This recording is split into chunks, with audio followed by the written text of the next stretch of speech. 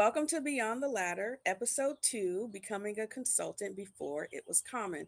So many of you know I have been in the industry, clinical research, for 22 years now, and most of my career has been spent as a consultant.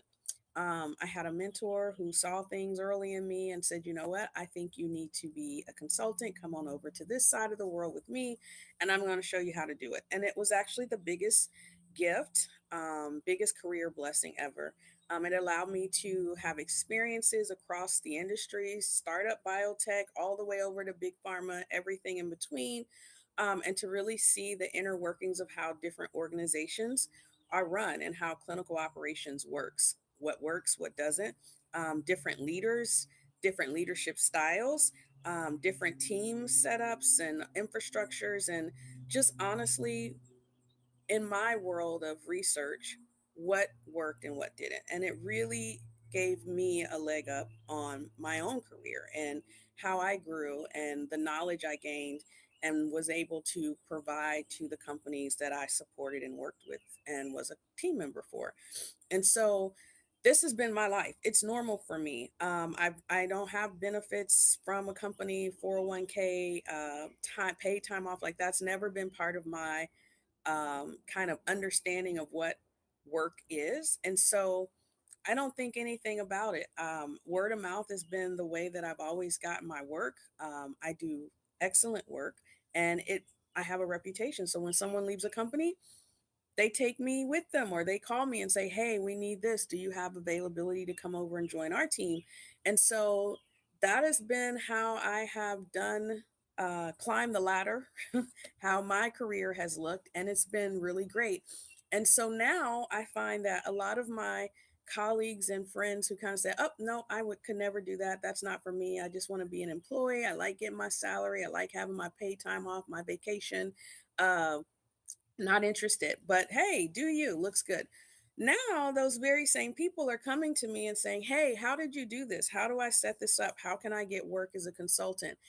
And I'm thrilled that they're wanting to explore this because I think it's the best of all worlds. But it's hard and it's kind of daunting and scary if you've never been on this side of the line as a consultant. And so wrapping your expertise and offering it to a company and really becoming your own little corporate ecosystem. And so, what does that mean? It means a lot. It means making sure you created a personal brand and your identity isn't wrapped up in the one company that you've been with or the companies that you've worked with in the past.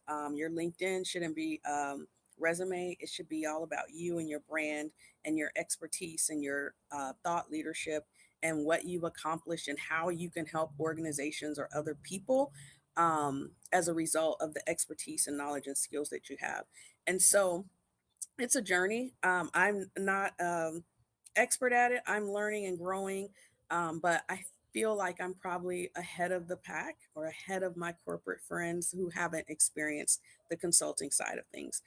And so, why is this so important to me? Why do I feel like it's really something that we all should have under our belts, even if we are employees right now? You may find that you are not an employee. And so, how do you navigate that without having to start from baseline at the wrong time? And so, the industry we've all known, if you've been in this industry or even other industries, tech, healthcare, etc., it can be cyclical. And so, you have seasons where their hiring is plentiful and there's not enough candidates. And then you have seasons where the hiring is down and it's harder to find a position. But right now feels different. You don't necessarily lose your job and pick up the phone and call a recruiter and have some interviews lined up in a couple of weeks. Enjoy your time off and you're back to work in a month or two. Many people are experiencing um, months, maybe even year plus of not being able to get back in with an organization. And this doesn't feel like a cyclical, regular, run of the mill downturn. And so I think because we have AI coming into our lives, we have organizations making changes in how they structure and how many team members are needed and the work that needs to be done. How can we automate and make this more efficient? Yes, even in our world of clinical research and for others, I think it's time for us to really begin to explore How do we sustain ourselves without an employer? And I'm not saying that we quit our jobs today. I'm just saying prepare for what's coming.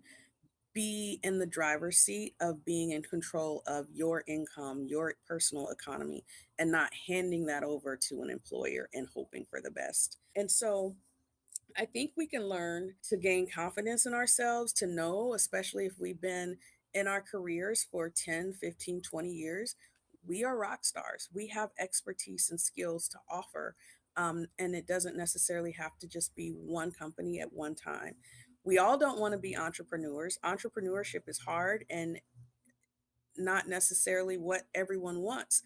But I think we're moving towards this hybrid situation where companies still have a role, but you could possibly offer your expertise in just that small piece package and offer it to multiple companies instead of just one full time. It gives you flexibility because maybe you don't want to work 40 hours. Maybe you're taking care of a loved one or your mom or your dad and you have kids at home. There's lifestyle things. And I just feel like we should be in a place where we design our lives the way we want them to be and they work for us versus our lives are built around the work that we do for an income. That's my soapbox. And I know a lot of my friends and family are so sick of hearing me say it, but I really do believe in it. And I believe that the future that's really close and near is going to look like that for many of us. And so the jobs that we have lost, they might not be coming back in the same way, but there's still work to be done and there's still people that will be needed. And so for those of us that are able to package this up, brand ourselves so people know how to find us, they see us, and they know what we have to offer, we're the ones that are going to be able to get into the new way of working sooner than others who have to catch up.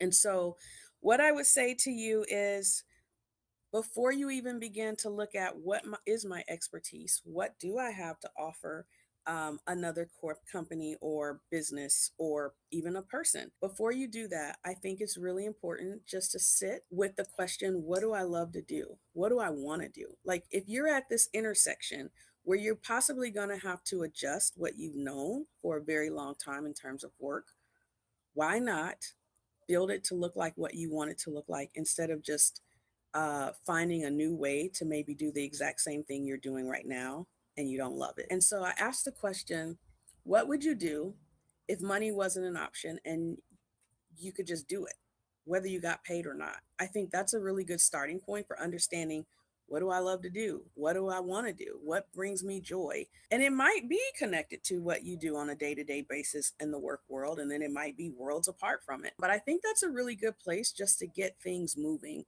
as you look to make this shift, this pivot. Another one is freedom. What does freedom look like? Like, we literally, I know my world, I overdid it for many years, which led to me having a stroke at 40. And I had too many clients. I didn't learn to say no because a lot of times these were former colleagues who were friends and they said, "Hey, I need you." And I said, "Okay, I'll do it." And then I overstacked myself. And so my hours were long, the days were very long. My weekends were so hard for me to decompress and just enjoy my family because I had so much work during the week. And so, what did freedom look like for me? And it was honestly not being tied to laptops in my office and not having to travel nonstop and just be in this consistent state of go, go, go, go, go. And so, for me, freedom looks like every day feels like Friday. I was looking forward to Fridays immensely. Like that was my life. When will Friday be here so I can have my weekend? And I want every day to feel like that. Like it's the end of a week and you get that feeling where you can go visit family, friends, enjoy your evening and just be free from the burdens of work. That's what freedom looks like for me. And so I think we all have something that we can associate or tie. What does freedom look like for me? And so I encourage you to do that. And I know we have the journal that I created for us to follow along on these discussions. And so a couple of things to think about as you consider leveraging your expertise beyond the one company that you have learned to commit to, designing life the way you want it to be. Since you got to make a change, you may already be in the process of having to make a change because you haven't been able to secure a new position. Like, take the time and figure out where in this intersection that you are, the next direction would really be what you want it to be instead of what we're kind of built to just go with. Since you're at this step, the next logical step is here. Well, maybe that step isn't what you really want to do. And so, what strengths or expertise do you consistently underestimate? Everyone's always telling you you're so great at this, and you're like, that's so easy. I don't understand what everyone's making a big deal about. That is expertise that others don't have that you can package and offer and begin to think about what that could look like as a consulting offer. We talked about freedom. So I would say spend some time with that. What does freedom really look like for you and your family or those that you care about? How do you want to spend your days? What moves you, regardless of if you get money for it or not, right? And then what does your schedule look like? Like we're so ingrained with the 9 to 5 or the 9 to 8 p.m. If you get that freedom, then how would you fill your days? And I know it sounds crazy, but when I write things down and I say this is what I want or this is a goal that I have, it's so much more likely to happen than if I just think about it and then go on about my day. So those were the things I would encourage you to kind of sit with and journal. And in the meantime, as you think through those things, I would love for you to reach out to me, send me a message. And we have gobeyondtheladder.com where we have our community with other like minded women and professionals coming in. And we have great things planned for that community where we're online. But I would love for us to get together and be in person when we can. And so go beyondtheladder.com, join the community. And there also is an accelerator program coming that speaks to and helps us work through this very thing that we discussed today. So I appreciate you. I hope you have a wonderful rest of your day or evening and looking